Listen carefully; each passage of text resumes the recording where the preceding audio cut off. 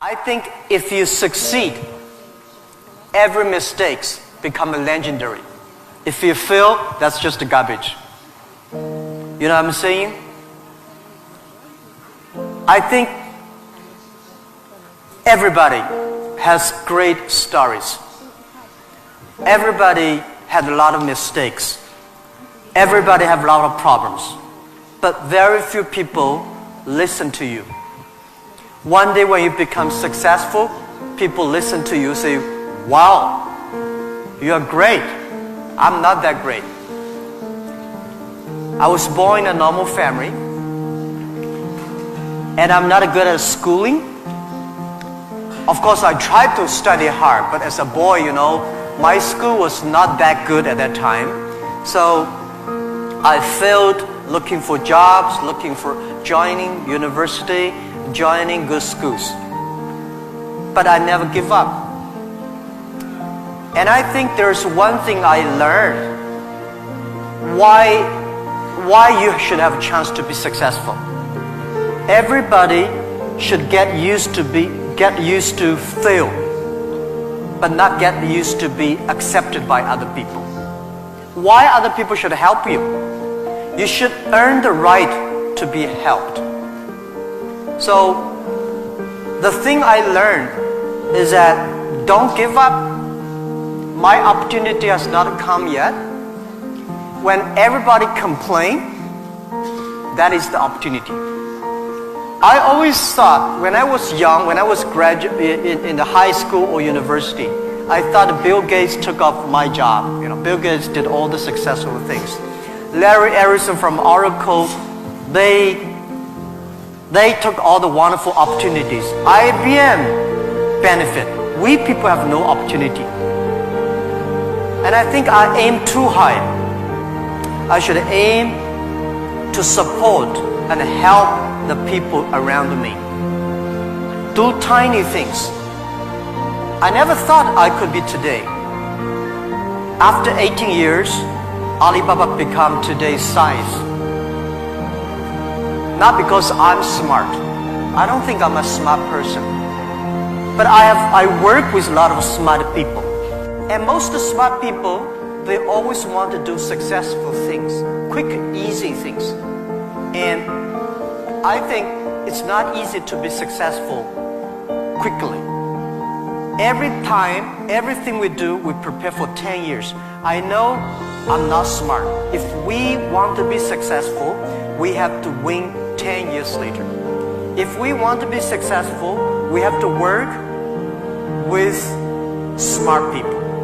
If we want to be successful, we should make a lot of mistakes and never give up. A lot of people, they make mistakes, they have problems, they give up. We never give up. We learn from mistakes. And I think when we fail, the message, the experience that I want to give you, the advice I want to give you, you will judge when this person will be successful or not by when he fails, he thinks it's his fault or the other fault. If he thinks, my fail because of the others, this guy has no chance. Those people who fail always think, it is my fault. I did not do it properly. I should change here or change there. These guys have opportunities. So I learned a lot from those people who fail. I learned a lot from those people who made mistakes. I learned a lot from my mistakes. So this is what this is my life attitude. When I fail, I say, see, I will fail. When I succeed, I say, well, I never know, I could be successful. This makes me very positive and optimistic. And because of so many mistakes, too much failure, that makes me never complain, because I get used to that. We are making mistakes every day, even to today. We made stupid decisions almost every day. Nobody knows. We thought it's smart, but finally proved stupid. But we learn, we do again. We learn, we do again. That's the way. That's the life. 99% of people are not willing to do what it takes to make their dreams come true. The Marines have a saying, everybody wants to go to heaven, but nobody wants to die. The center of bringing any dream into fruition is self-discipline. You know, something as simple as food and eating is not about your body as much as it is about your mind. It's getting command of your mind to be able to choose actions that are in your own best interest. Every day we are choosing that's not in our own best interest. So if the world is attacking you and the world wants to fight you and the world's trying to hold you down, so you're gonna kick yourself in the balls? So you're gonna stop yourself from getting what you dream. And I think the word discipline has kind of gotten a bad name. We think about it in terms of punishment. I'm not talking about discipline in that way. I'm talking about discipline in the sense that you forego immediate pleasure for the exchange of long-term self-respect. I believe that self-discipline is the definition of self-love. That when you say that you love yourself, that means that you have behavior towards yourself that is loving.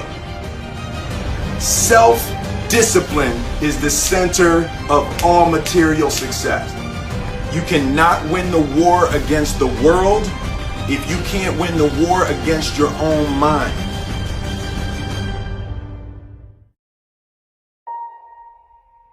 Self-love is when you say to yourself, oh, man, look, I know you and that girl got a real connection.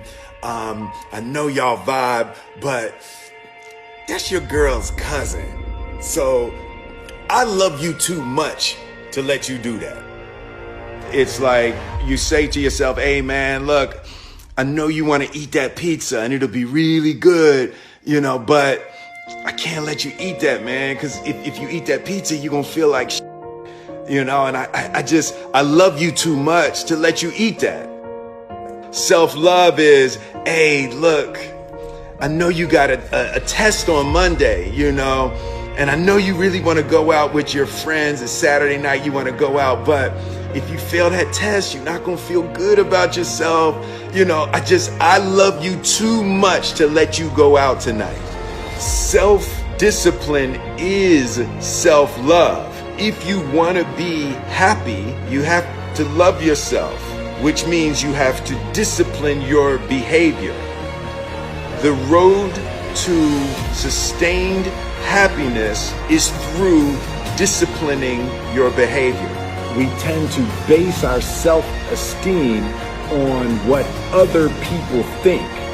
And that's not really self-esteem. Self-esteem is supposed to be how we feel about ourselves. And I was just saying how dangerous it is to allow other people to determine how you're going to feel about you. And it's kind of like looking into a broken mirror.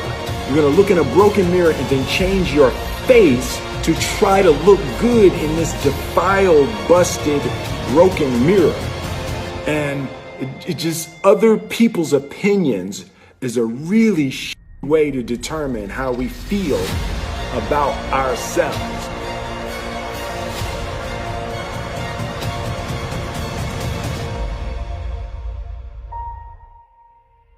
It don't matter whose fault it is that something is broken if it's your responsibility to fix it. For example, it's not somebody's fault if their father was an abusive alcoholic, but it's for damn sure their responsibility to figure out how they're going to deal with those traumas and try to make a life out of it. It's not your fault if your partner cheated and ruined your marriage, but it is for damn sure your responsibility to figure out how to take that pain and how to overcome that and build a happy life for yourself.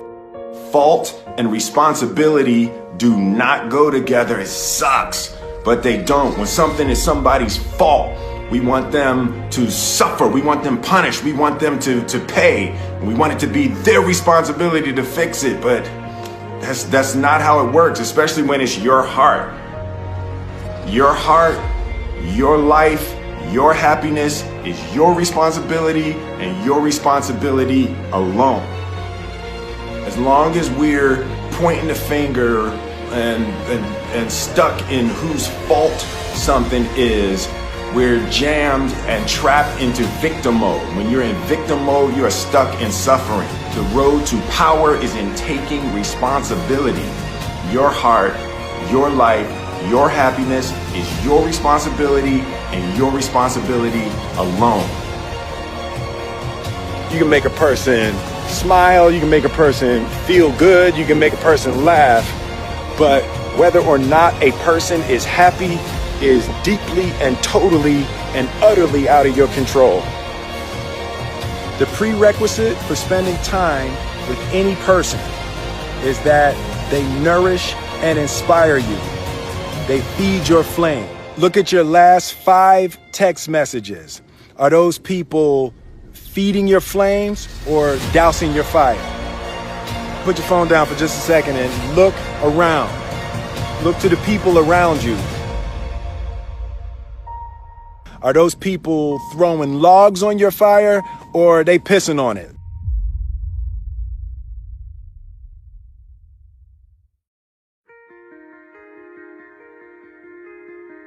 I want my life, I want my work, my family, I want it to mean something. And it's like, if you are not making someone else's life better, then you're wasting your time.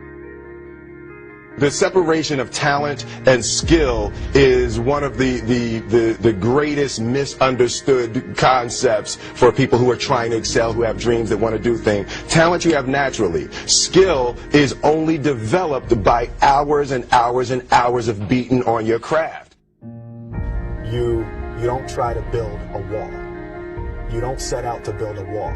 You don't say, I'm going to build the biggest, baddest, greatest wall that's ever been built. You don't start there. You say, I'm going to lay this brick as perfectly as a brick can be laid. There will not be one brick on the face of the earth that's going to be laid better than this brick that I'm going to lay in this next 10 minutes. And you do that every single day. And soon you have a wall. And soon you have a wall. And I think psychologically, the advantage that gives me over a lot of people that I have been in competition with in different situations is it's difficult to take the first step when you look how big the task is.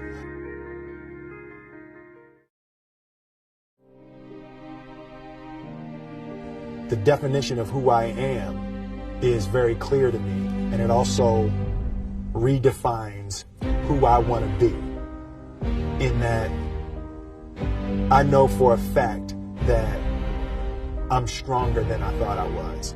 You know, you can't help but ask yourself the question, what would I do if I was in Muhammad Ali's shoes?